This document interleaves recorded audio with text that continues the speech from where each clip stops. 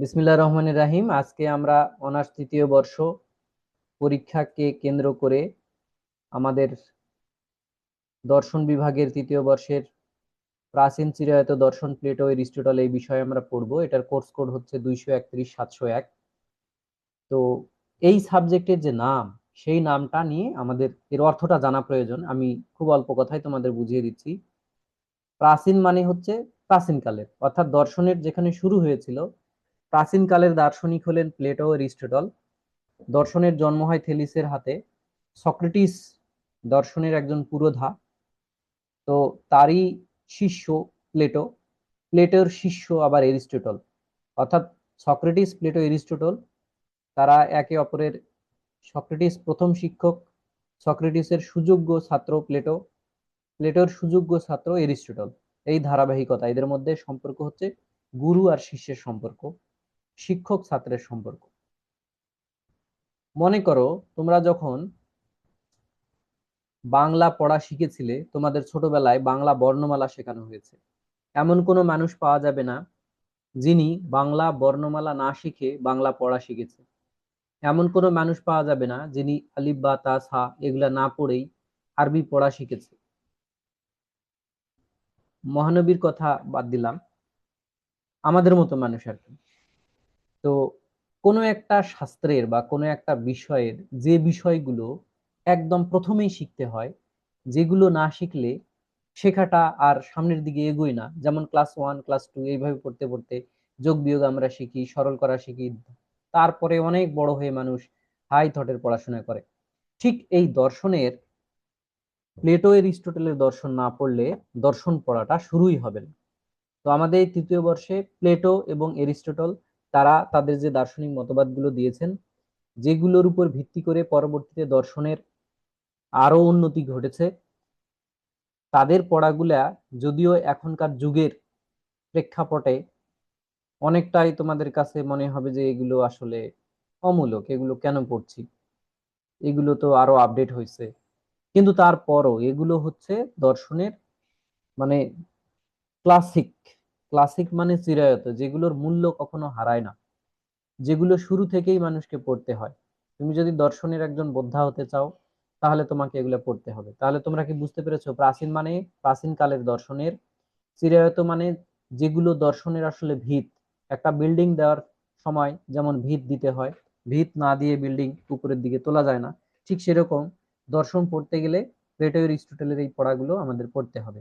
এই জন্য এই সাবজেক্টের নাম রাখা হয়েছে প্রাচীন চিরায়ত দর্শন প্লেটো ও এরিস্টটল, মানে এগুলা দর্শনের ক্লাসিক। আমরা এখন এখানে আমরা শুরু করি এই সাবজেক্টে। প্রথমে আমরা একটা রিভিউ করব যে এখানে কি কি পড়ানো হবে, এই সাবজেক্টে আমরা কি কি পড়ব। তোমরা কি ঠিকমতো লেখাগুলো দেখতে পাচ্ছ? যদি লেখা ছোট মনে হয় তাহলে আরো সাইজ বড় করা যাবে লেখার। জি স্যার, ঠিক মতো দেখতে পাচ্ছি। ঠিক আছে। তো এখানে দেখো, প্রথমেই আমি এবারের নোটগুলো এভাবে সাজিয়েছি যে প্রথমে আমরা একটা সাবজেক্ট পড়ার আগে সেই সাবজেক্টে কি আলোচনা করা হয়েছে, কয়জন দার্শনিকের মতবাদ আলোচনা করা হয়েছে, এবং সেই দার্শনিকের মতবাদগুলো কি কি, কে তাদের সমালোচনা করেছেন, এগুলো যদি তোমার খুঁটিনাটি বিষয়গুলো জানা থাকে, তাহলে তুমি পরবর্তী প্রশ্নগুলো সম্পর্কে খুব সহজে তোমার মুখস্থ করা সুবিধা হবে। আরে কি যেন পজ।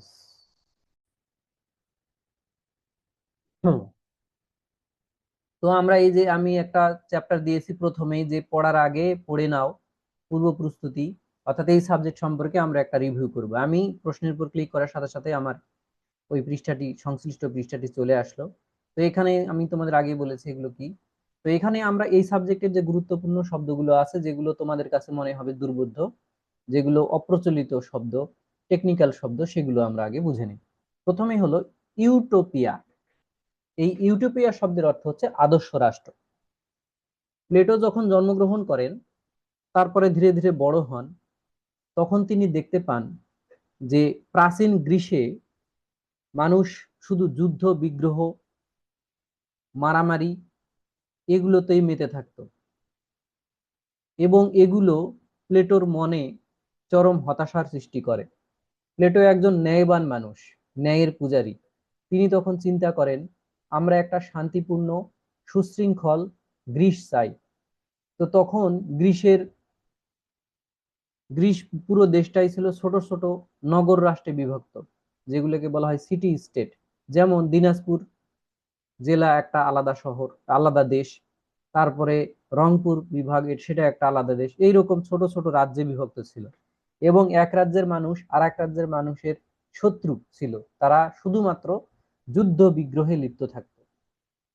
এগুলো দেখে প্লেটো খুবই মনে আঘাত পান, এবং তিনি এই গ্রিসকে একটি সুশৃঙ্খল গণতান্ত্রিক গণতান্ত্রিক না, গণতান্ত্রিক না আসলে আদর্শ রাষ্ট্র হিসেবে গড়ে তোলার যে কথা বলেন, এবং একটি রাষ্ট্র, সুন্দর রাষ্ট্র গড়ে তোলার জন্য তিনি একটি গ্র্যান্ড ডিজাইন করেন।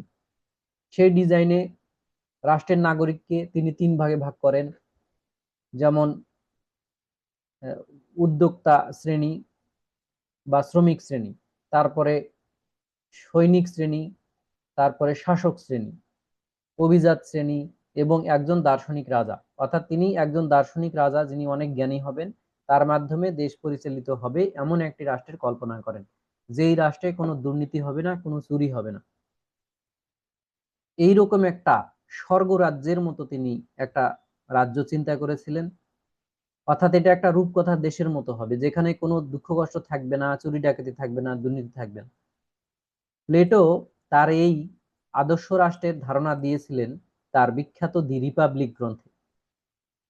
তো সাধারণ মানুষের কাছে এগুলো শুনতে খুব ভালো মনে হয় হলেও, বাস্তবে কি এরকম কোনো রাষ্ট্র প্রতিষ্ঠা করা সম্ভব?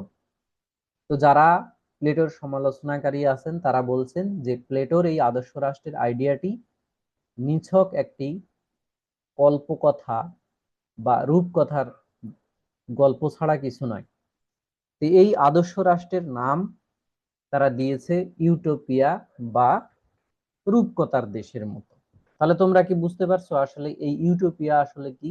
ইউটোপিয়া হচ্ছে এমন একটা সুশৃঙ্খল রাজ্যের নকশা বা ডিজাইন যেটা বাস্তবে কখনো রূপান্তর করা সম্ভব নয়। আমরা এবার পড়বো দ্বান্দ্বিক পদ্ধতি কি।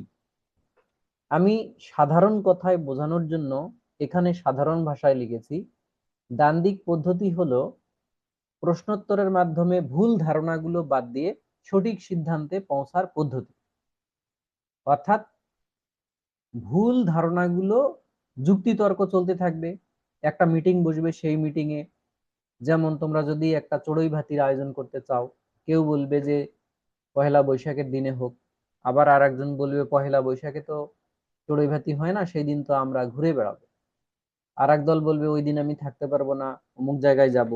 এইভাবে যুক্তি তর্কের মধ্য দিয়ে আলোচনা চলতে থাকবে। তারপর সবার যাতে ভালো হয়, সবাই একমত হয়, কেউ একটু ছাড় দিবে, আবার কেউ একটু বেশি সুবিধা পাবে, এইভাবে একটা সিদ্ধান্ত গ্রহণ হবে। এই যে যুক্তি তর্কের মাধ্যমে ভুল ধারণাগুলোকে বাদ দিয়ে সঠিক সিদ্ধান্তে পৌঁছার যে পদ্ধতি, তাকে বলা হয় দ্বান্দ্বিক পদ্ধতি। এর ইংরেজি হচ্ছে ডায়ালেকটিক। যেমন আমি উদাহরণটা বলে দিলাম। এরপর প্লেটো আলোচনা করেছেন সাম্যবাদ। সাম্যবাদের ইংরেজি হলো কমিউনিজম।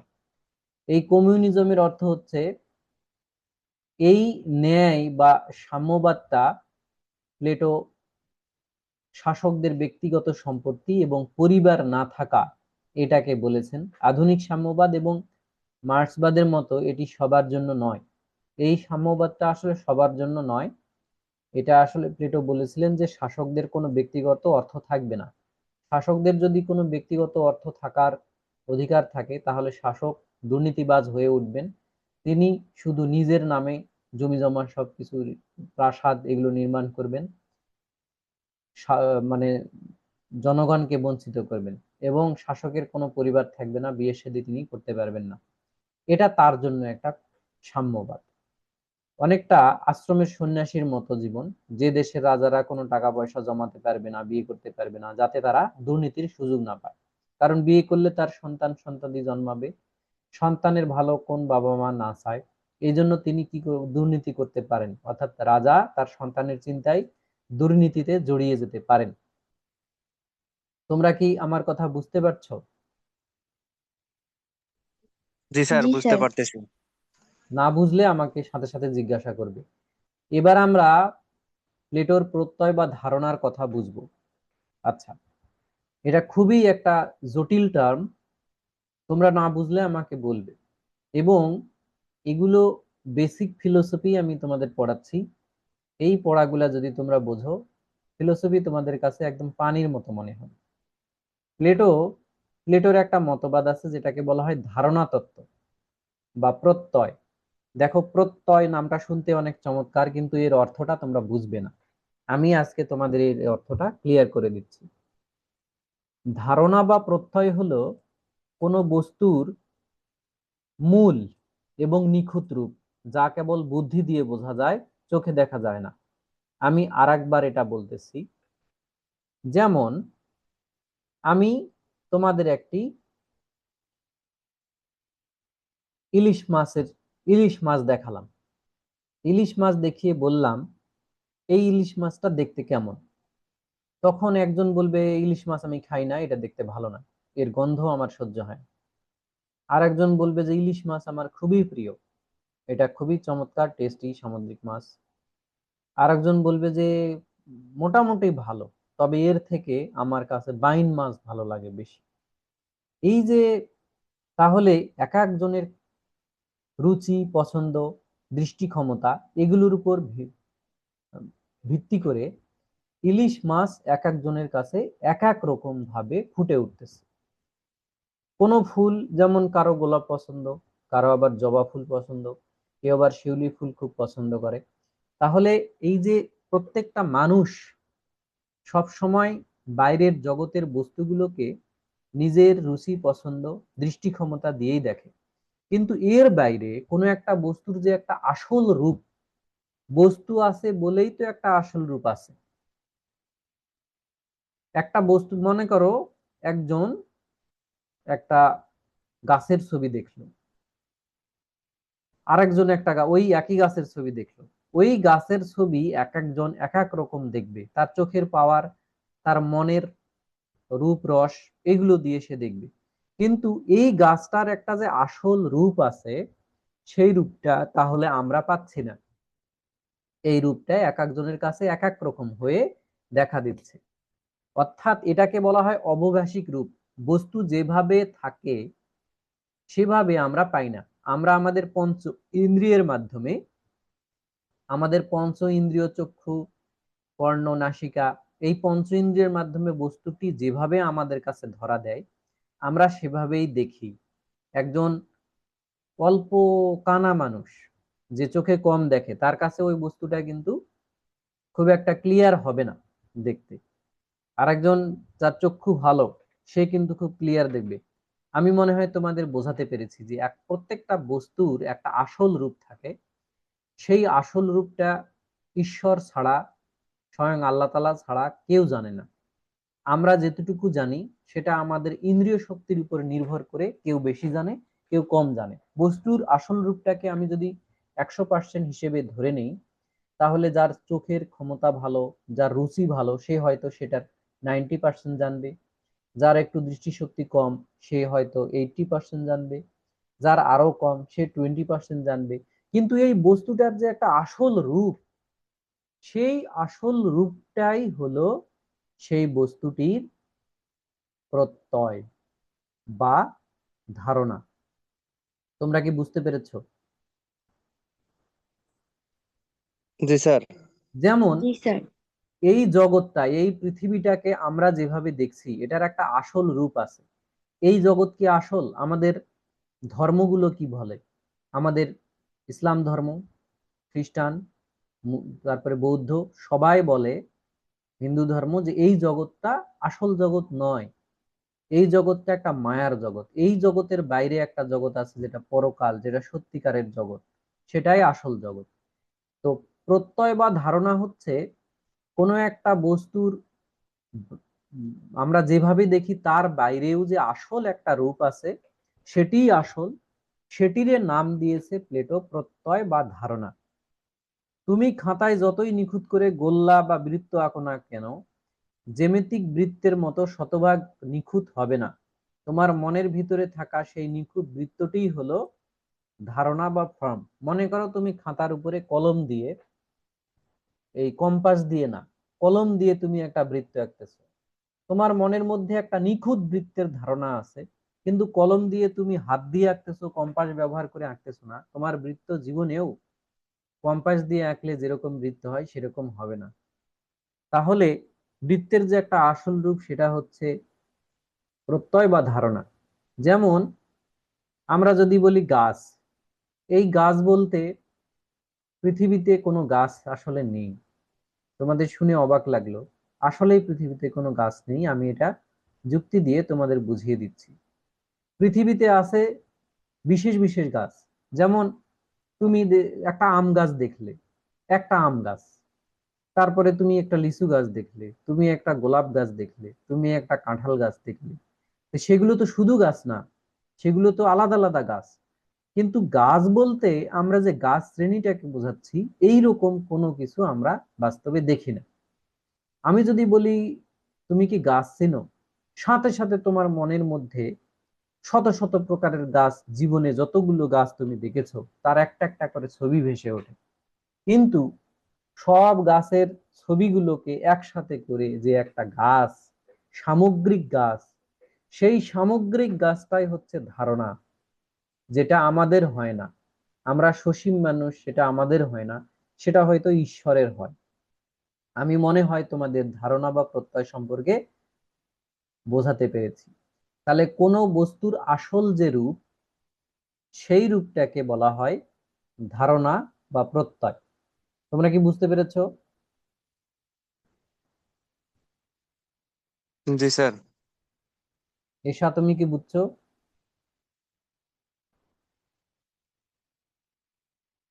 জি স্যার, বুঝছি। আচ্ছা নিঘাত, তুমি কি বুঝতে পারছো? আচ্ছা ঠিক আছে, সবাই একসাথে বলবে যে বুঝতে পারছি, তাহলে আমি বুঝবো যে তোমরা সবাই বুঝছো। আচ্ছা এখন আমরা শিখবো মেটাফিজিক্স কি, অধিবিদ্যা। এখানে জি এই যে স্যার। মেটা শব্দটা আছে, এই মেটা শব্দের অর্থ হচ্ছে পরে বা সীমার বাইরে। মেটা শব্দের অর্থ হলো পরে বা সীমার বাইরে। ফিজিক্স মানে হচ্ছে পদার্থ। পদার্থ মানে হচ্ছে যার ওজন আছে, যা আয়তন আছে, যা স্থান দখল করে, তাকে বলা হয় পদার্থ। যেমন বাতাস একটা পদার্থ, মাটি একটা পদার্থ, টেবিল একটা পদার্থ। তো আমরা আসলে এই জাগতিক পৃথিবীতে যা কিছু দেখতে পাই, ধরতে পারি, টাচ করতে পারি, সেগুলোই হচ্ছে পদার্থ। কিন্তু অধিবিদ্যা হলো যেখানে আমাদের এই জ্ঞানের সীমাটা অতিক্রম হয়ে যায়। বিজ্ঞান যেখানে শেষ, অধিবিদ্যা সেখানে শুরু। যেমন দৃশ্যমান জগতের বাইরের বিষয়, যেমন ঈশ্বর, বিজ্ঞান দিয়ে আসলে ঈশ্বরকে প্রমাণ করা যায় না। আত্মা সৃষ্টির কারণ, এই যে আত্মা, এই আত্মা আমাদের চোখ দিয়ে দেখা যাবে না। আমাদের চোখ দিয়ে দেখি আমরা জাগতিক বস্তু, পদার্থগুলোকে দেখতে পাই, কিন্তু আত্মা তো স্বর্গীয়, সেজন্য আত্মা দেখা যাবে না। তাহলে অধিবিদ্যা হচ্ছে আমাদের জগতের, আমাদের দৃষ্টি ক্ষমতার, আমাদের ইন্দ্রিয়ের জগতের বাইরের একটি জগতের আলোচনা। এই অধিবিদ্যা নিয়ে বিভিন্ন দার্শনিকদের মধ্যে মতভেদ রয়েছে। কেউ বলেন অধিবিদ্যা আছে, আর কেউ কেউ বলছেন নাই। যারা পরকালে বিশ্বাস করেন না তারা বলে অধিবিদ্যা বলে আসলে যা বলা হয় সেটা আসলে নাই। কিন্তু আমরা অধিবিদ্যায় বিশ্বাস করি। বৃষ্টি কিভাবে হয় তা বিজ্ঞান বলে, অর্থাৎ কিভাবে বৃষ্টি হয় এটা বিজ্ঞান বলতে পারে, ব্যাখ্যা করতে পারে। কিন্তু বিশ্ব ব্রহ্মাণ্ড প্রথম কে সৃষ্টি করলো বা মৃত্যুর পর কি হয়, এই এগুলার ব্যাখ্যা বিজ্ঞান সন্তোষজনকভাবে দিতে পারে না। তাহলে এই যে অদৃশ্য বিষয়গুলোর খোঁজ করাই হচ্ছে অধিবিদ্যা। অর্থাৎ অধিবিদ্যা হলো দর্শনের একটি শাখা, যেখানে এই জগতের বাইরেও ভিন্ন এক জগতের আলোচনা করা হয়। যেমন সৃষ্টিকর্তা সম্পর্কে, সৃষ্টিকর্তার স্বরূপ, তারপরে আত্মা, আত্মা আছে কি নেই, আত্মা কেমন, মন আছে কি নেই। ঠিক আছে? তাহলে অধিবিদ্যার আলোচনার বিষয়বস্তু কোনগুলো? ঈশ্বর, আত্মা, মন, এই বিশ্ব কিভাবে সৃষ্টি হলো, এই যে আমাদের জগতের সীমা পেরিয়ে অসীমের যে একটা আলোচনা, এই অসীমের যে আলোচনাগুলো করা হয় সেগুলোই হচ্ছে অধিবিদ্যা। আচ্ছা, এবার আমরা একটা কঠিন শব্দ শিখব। এই শব্দটা খুবই হাইলোমরফিজম। এই শব্দের বাংলা হলো আকার ও উপাদানের ঐক্য। বুঝতে পারছো? আকার ও উপাদানের ঐক্য। এখন আমি বলি আকার ও উপাদান কি। এখন একজন ইঞ্জিনিয়ার একটা বাড়ি তৈরি করবেন, ধরো এই যে এটা একটা বাড়ি। তো সেই বাড়িটার, এই যে আমি ছবিটা আঁকছি, এই ছবিটার একটা ডিজাইন আমার ব্রেনের মধ্যে আগে আমি চিন্তা করে ফেলেছি। বুঝতে পারছো? আমার ব্রেনের মধ্যে এই বাড়িটার একটা ডিজাইন আমি চিন্তা করেছি। তো আমার ব্রেনের মধ্যে যখন আমি এই ডিজাইনটা চিন্তা করলাম, এরপরে আমি ধরো ইট বালি সিমেন্ট দিয়ে বাড়িটা তৈরি করলাম। এটা, এই বাড়িটা ইট বালি সিমেন্ট গুলো হলো উপাদান, আর এখন যেভাবে দেখতে পাচ্ছ সেটা হচ্ছে আকার। একজন ইঞ্জিনিয়ার একটা ব্রিজ বানাবেন। ব্রিজ বানানোর আগে ব্রিজটা কেমন হবে তার একটা ডিজাইন নকশা তার ব্রেনের মধ্যে থাকে। যখন সেই নকশাটা ব্রেনের মধ্যে থাকে তখন সেটা হলো আকার। আর উপাদান হচ্ছে ইট বালি রড সিমেন্ট। ইট বালি রড সিমেন্ট দিয়ে যখন সেই আকারকে বাস্তবে রূপদান করা হয় তখন আমরা ব্রিজ পাই। তোমরা কি বুঝতে পেরেছো? তাহলে হাইলোমরফিজম হলো আকার ও উপাদানের মধ্যে একটা মিল। এই জগতে তোমরা এমন কোনো পদার্থ পাবে না, আমি সব জিনিস আত্মার কথা বলছি না, আমি ঈশ্বরের কথা বলছি না, আমি বলছি এমন কোনো পদার্থ পাবে না যেটার কোনো উপাদান নেই বা আকার নেই। শুধু উপাদানও হয় না, শুধু আকারও হয় না। যেমন একটি বাড়ি বানানোর আগে ইট হলো তার উপাদান, ইটেরও কিন্তু আকার আছে, বালুরও আকার আছে। পানির নির্দিষ্ট কোনো আকার নেই, যে পাত্রে রাখবে সেই পাত্রের আকার ধারণ করে। তার মানে পানিও কিন্তু আকারবিহীন ভাবে কখনোই থাকতে পারে না। তুমি যখন এক জগ পানি নিবে তখন পানির আকারটা হয়েছে একটা জগের আকারের মতো। আমার কথা নিশ্চয় তোমরা বুঝতে পেরেছো। তো এই হাইলোমরফিজম এটা এরিস্টটলের একটি তত্ত্ব। এর মানে হলো জগতের প্রতিটি বস্তু উপাদান এবং আকারের সমন্বয়ে গঠিত। যেমন কাঠ হলো উপাদান, আর টেবিলের নকশাটি হলো তার আকার। তো কাঠ ছাড়া যেমন টেবিল হয় না, মানে স্টিলও হতে পারে, তখন স্টিল উপাদান, কাঠ উপাদান। অর্থাৎ শুধু টেবিল হয় না, এই টেবিল তৈরি হয় যা দিয়ে সেটাও থাকা লাগবে। তেমনি নকশা ছাড়াও কাঠ কেবল কাঠই থেকে যায়। এর দুটি মিলনই হলো হাইলোমরফিজম। তোমরা নিশ্চয়ই বুঝতে পারছো তাহলে হাইলোমরফিজম জিনিসটা কি। হাইলোমরফিজম জিনিস হচ্ছে যে এই জগতের যত বস্তু আছে সবগুলোই কোনো আকার বা আকার এবং উপাদানের মিলন বা ঐক্য। এবার আমরা শিখব থিওলজি শব্দটি কি। থিওলজি, থিওলজি শব্দটি হচ্ছে উদ্দেশ্যবাদ। আচ্ছা, আল্লাহ তাআলা আমাদের কেন সৃষ্টি করেছেন? আল্লাহ তাআলা আমাদের সৃষ্টি করেছেন বান্দারা তার ইবাদত বন্দেগী করবে, ন্যায় প্রতিষ্ঠা হবে, সৎ পথে চলবে। এই উদ্দেশ্যেই আল্লাহ তাআলা আমাদের পৃথিবীতে পরীক্ষা করার জন্য পাঠিয়েছেন। তাহলে এই পৃথিবীটা একটি উদ্দেশ্যের দিকেই ধাবিত হচ্ছে।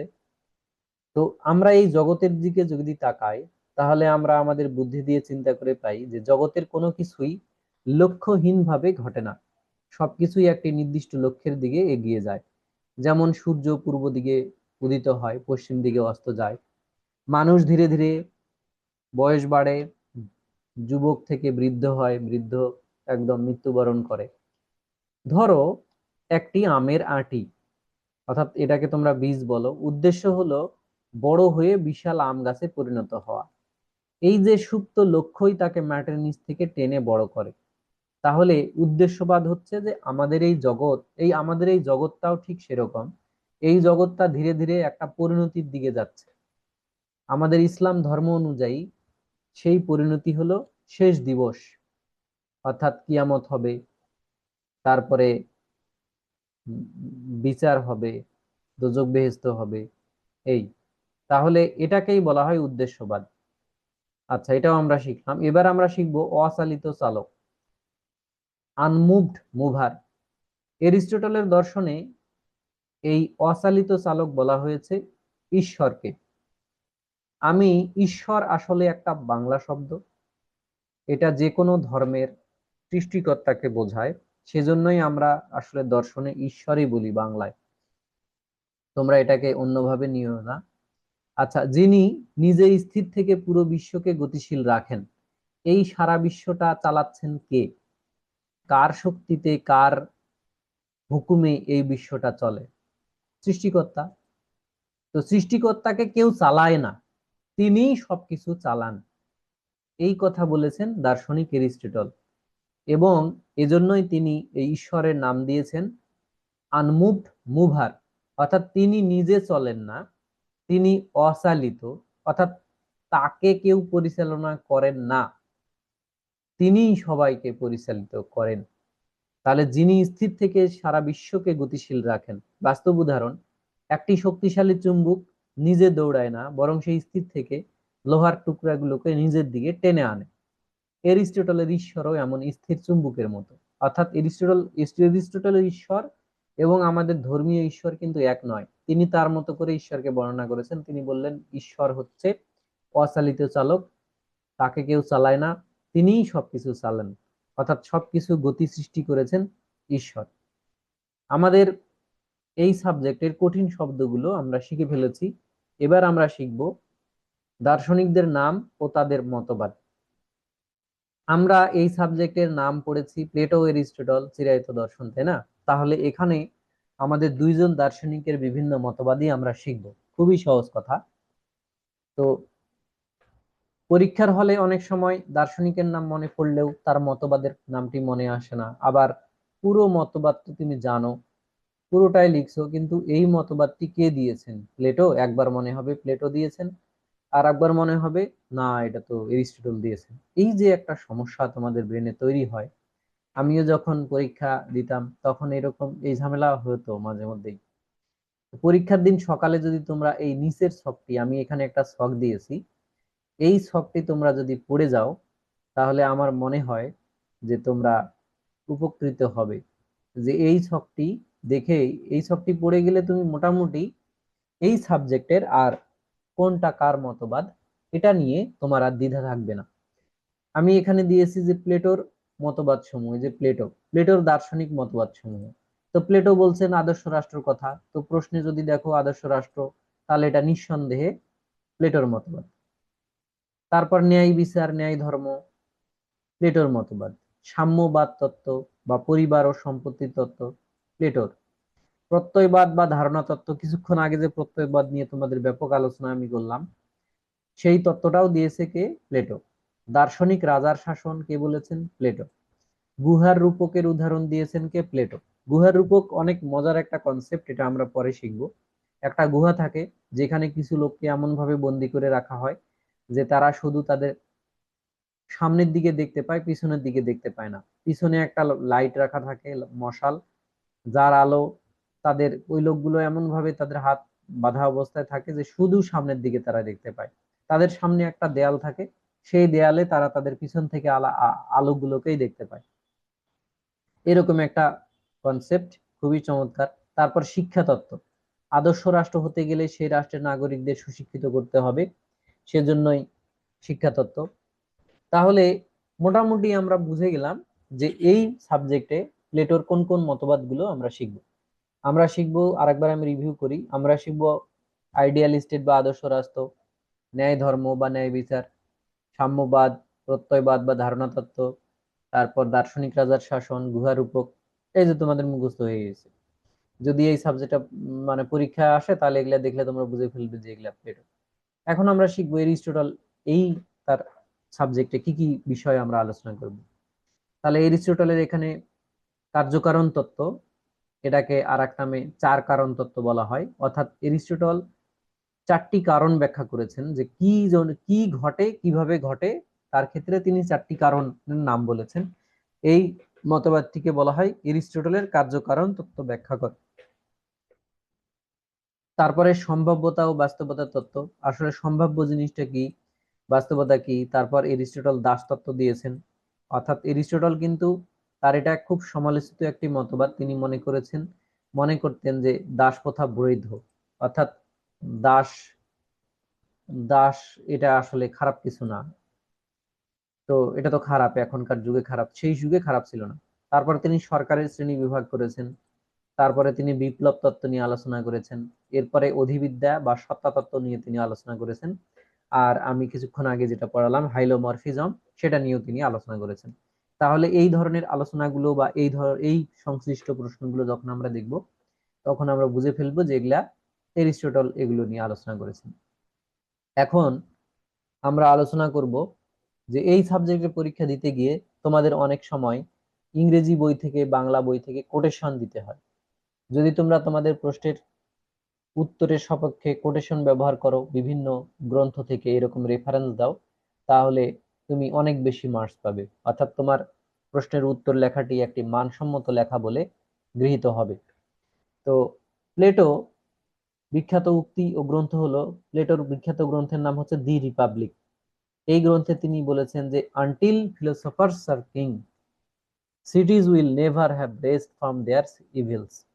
অর্থাৎ ততদিন না দার্শনিকরা রাজা হচ্ছেন, ততদিন রাষ্ট্রগুলোর দুঃখ দুর্দশার কোনো অবসান হবে না। অর্থাৎ তিনি বলেছেন যে একটি দেশের রাজা যখন একজন দার্শনিক হবেন, অর্থাৎ দার্শনিক যখন রাজা হবেন, তখনই সেই দেশের দুঃখ দুর্দশা অবসান হবে।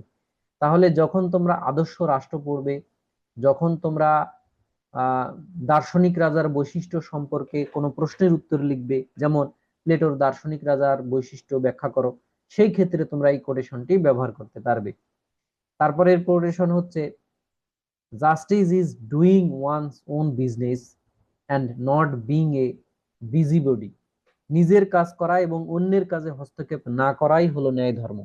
যখন তোমরা প্লেটোর ন্যায় ধর্ম বা ন্যায় তত্ত্ব আলোচনা করবে, সেক্ষেত্রে তোমরা এই কোটেশনটা ব্যবহার করতে পারো। তোমরা বলতে পারো প্লেটো তার দি রিপাবলিক গ্রন্থে ন্যায় ধর্ম সম্পর্কে বলেছেন, নিজের কাজ করা এবং অন্যের কাজে হস্তক্ষেপ না করাই ন্যায় ধর্ম। অর্থাৎ একটা রাষ্ট্রের মানুষ তার দায়িত্ব অনুসারে, তার যা চাকরি, সে যখন তার নিজের দায়িত্ব সঠিকভাবে পালন করে, অন্যের কাজে বাধা না দেয়, যদি সবাই নিজের নিজের দায়িত্ব পালন করে, তখন কেউ যদি কোনো কিছুতে বাধা না দেয়, মারামারি না করে, তাহলেই তো ন্যায় প্রতিষ্ঠা হবে। এরপর আছে জাস্ট, আচ্ছা বললাম এটা। তারপর আছে the world of sense is a shadow while the world of ideas is reality. অর্থাৎ ইন্দ্রিয় গ্রাহ্য জগৎ একটি ছায়া মাত্র বা মায়া মাত্র, আর ধারণার জগতই হলো প্রকৃত সত্য। প্লেটো বলছেন যে এই জগৎটা একটা ছায়া, এই জগৎটা একটা মায়া, এই জগতের বাইরেও একটা আসল জগৎ আছে, সেটিই প্রকৃত জগৎ। যখন আমরা গুহের রূপক পড়বো, তখন গুহের রূপকের প্রশ্ন তোমরা এই কোটেশনটা ব্যবহার করতে পারো। এবার আমরা এতক্ষণ দেখলাম প্লেটোর বিখ্যাত গ্রন্থ দি রিপাবলিকে যে উক্তিগুলো তিনি করেছিলেন। এখন আমরা এরিস্টটল সম্পর্কে উক্তিগুলো দেখব, এবং এই সাবজেক্টে এরিস্টটলের যে গ্রন্থগুলোর নাম আমাদের জানতে হবে। বিভিন্ন এরিস্টটলের মতবাদ এবং প্রশ্নের উত্তর দেওয়ার সময় এই গ্রন্থের নাম উল্লেখ করতে হবে। দ্য পলিটিক্স মানে রাজনীতি, মেটাফিজিক্স আর ডি ওনিমিয়া, এই তিনটি গ্রন্থ থেকেই আমাদের এই সাবজেক্টের প্রশ্ন মতবাদগুলো নেওয়া হয়েছে। এখানে এরিস্টটল তার গুরু প্লেটোর সমালোচনা করে একটি গ্রন্থে বলেছেন, Plato is dear to me, Plato আমার প্রিয়, but dearer still is truth, কিন্তু সত্য আরো বেশি প্রিয়। অর্থাৎ এই কথাটা দিয়ে এরিস্টটল বোঝাতে চেয়েছিলেন যে তার গুরু তার কাছে প্রিয় হলেও তার গুরুর থেকে সত্য আরো বেশি প্রিয়। এই জন্য তিনি বাধ্য হয়ে তার গুরুর মতবাদগুলোর সমালোচনা তাকে করতে হয়েছে। এরপরে তিনি বলেছেন দাসপ্রথা সম্পর্কে, the slave is a living position and property. এর মানে হলো দাস একটি জীবন্ত সম্পদ ও সম্পত্তি। এছাড়া তিনি বলেছেন nature does nothing in vein, প্রকৃতি বৃথা বা উদ্দেশ্যবিহীনভাবে কিছুই করে না। অর্থাৎ এটা থিওলজি তত্ত্বের সাথে এই উক্তি সম্পর্কিত। এখন আমরা এই সাবজেক্টের, প্লেটো এরিস্টটল সাবজেক্টের যে কোনো প্রশ্নের শেষের দিকে উপসংহারের আগে তোমাদের যে মূল্যায়ন ও সমালোচনা লিখতে হয় সেটা লেখা যাতে তোমাদের সহজ হয়, এবং তোমরা যদি বেশি মার্কস পেতে চাও তাহলে কোন দার্শনিকের কে সমালোচনা করেছেন সেটা মনে রাখতে হবে। তো এখানে আমরা যদি একজন দার্শনিক তার মতবাদের যারা সমালোচনা করেছেন তাদের নামগুলো শিখে ফেলি তাহলে খুব সহজেই আমরা সমালোচনাগুলোও বানিয়ে লিখতে পারবো। যেমন প্লেটোর সমালোচনা করেছেন তার শিষ্য এরিস্টটল, ধারণাতত্ত্ব নিয়ে সমালোচনা করেছেন বা প্রত্যয়বাদ নিয়ে, সাম্যবাদ নিয়ে। এছাড়া প্লেটোর সমালোচনা করেছেন জন লক জ্ঞানতত্ত্ব নিয়ে। প্লেটোর প্লেটো একজন ভাববাদী দার্শনিক ছিলেন, তার জ্ঞানতত্ত্ব ছিল ভাববাদী। তো এই ভাববাদের আর জন লক একজন অভিজ্ঞতাবাদী দার্শনিক, এই দৃষ্টিকোণ থেকে তিনি প্লেটোর সমালোচনা করেছিলেন। যখন তোমরা প্লেটোর জ্ঞানতত্ত্ব লিখবে তখন জন লকের কথা লিখবে। তারপরে প্লেটোর সমালোচনা করেছেন আদর্শ রাষ্ট্র ও শিক্ষা ব্যবস্থা সম্পর্কে কার্ল পপার। তারপরে প্লেটো ভাববাদী, কিন্তু ডেভিড হিউম একজন অভিজ্ঞতাবাদী দার্শনিক এবং তিনি সংশয়বাদী দার্শনিক। তো ডেভিড হিউমও সমালোচনা করেছেন আত্মার অমরত্ব নিয়ে। তো যখন তোমরা প্লেটোর প্রশ্নগুলো লিখবে, প্লেটোর প্রশ্নের সমালোচনা অংশে Aristotle, John Locke, Karl Popper, David Hume এই দার্শনিকরা তার যে মতবাদগুলোর সমালোচনা করেছে সেগুলো আমি এখানে দিয়ে রেখেছি। এটা মুখস্থ থাকলে তোমরা এই প্লেটোর প্রশ্নের সমালোচনা অংশে এগুলো লিখতে পারবে। এবার আমরা দেখব এরিস্টটলের সমালোচনা কোন কোন দার্শনিক করেছেন। এরিস্টটলের কার্ল পপার দাসতত্ত্ব নিয়ে সমালোচনা করেছেন, কারণ এরিস্টটল বলেছিলেন যে দাস হলো সম্পত্তি, জীবন্ত সম্পত্তি। মানুষ কখনো কি অন্য একজন তার মালিকের সম্পত্তি হতে পারে? এরিস্টটলের সমালোচনা করেছেন কারণ তত্ত্ব, কার্যকারণ তত্ত্ব নিয়ে ডেভিড হিউম। এরিস্টটলের সমালোচনা করেছেন ঈশ্বর তত্ত্ব, অচালিত চালক এই তত্ত্বের আল গাজালি। তাহলে আমরা দেখলাম এরিস্টটলের সমালোচক তিনজন: দাসতত্ত্বের সমালোচক কার্ল পপার, কার্যকারণ তত্ত্বের সমালোচক ডেভিড হিউম, আর অচালিত চলক ঈশ্বর তত্ত্বের সমালোচক হলেন আল গাজালি। তোমাদের মনে রাখার জন্য এখানে আমি একটা টেকনিক দিয়েছি যে তোমরা এটা বুঝতে পারবে। সক্রেটিসের জন্ম খ্রিস্টপূর্ব 470 অব্দে, তার ছাত্র প্লেটোর জন্ম 427 অব্দে, খ্রিস্টপূর্ব 427 অব্দে, তার ছাত্র এরিস্টটলের জন্ম 384 খ্রিস্টপূর্বাব্দে। এখানে তোমাদের একটা বিভ্রান্তি হতে পারে যে 470 তো বড়, 427 তো এর থেকে ছোট। তাহলে আমি আবার বলছি যে জন্ম 417, দেখো এটা খ্রিস্টপূর্ব, অর্থাৎ এটা হচ্ছে মাইনাস সাল, অর্থাৎ যীশু খ্রিস্ট জন্মের 470 বছর পূর্বে সক্রেটিস জন্মেছিলেন।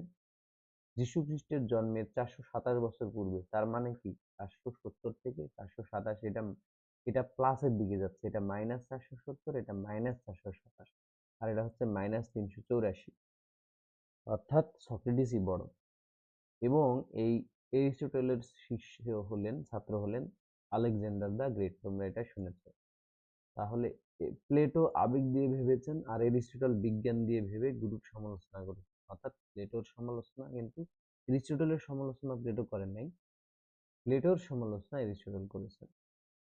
প্রশ্ন এখানে আমি আর একটা টেকনিক দিয়েছি যে কিভাবে প্রশ্ন চিনবে কোন প্রশ্নটা কি। অনেক সময় পরীক্ষায় ঘুরিয়ে পেঁচিয়ে প্রশ্ন করে, তো তোমরা যখন দেখবে যে প্রশ্নে যদি শ্রম বিভাগ, অহস্তক্ষেপ নীতি মানে অন্যের কর্তব্যে হস্তক্ষেপ না করে যার যে কাজ সেই কাজ করতে দেওয়া তাকে, এমন কথা যদি থাকে তাহলে এটা প্লেটোর ন্যায় বিচার বা ন্যায় ধর্ম সম্পর্কিত প্রশ্ন। প্রশ্নে যদি ছায়া, সূর্যের আলো, অন্ধকার এগুলো থাকে তাহলে বুঝবে যে এটা প্লেটোর গুহারূপক বা ধারণা তত্ত্ব।